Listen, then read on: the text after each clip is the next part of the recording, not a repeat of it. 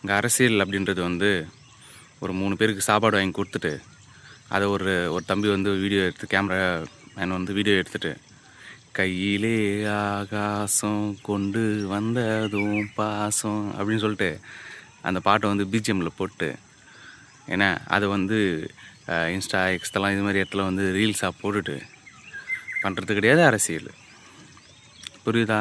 சில தம்பிங்களுக்கு சொல்கிறேன், அதெல்லாம் அரசியலே கிடையாது.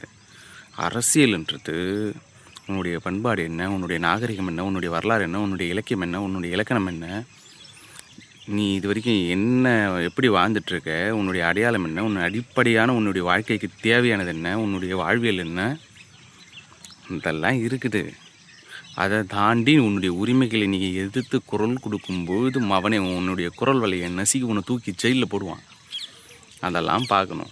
ஏகப்பட்ட மிரட்டல்கள் வரும், ஏகப்பட்ட பிரச்சனைகள் வரும். அதுதான் அரசியல். புதுசாக இருக்கிற தம்பிங்களுக்கு சொல்கிறேன், புரிஞ்சுக்கோங்க அரசியல்னா நான் இனிமேதாச்சு.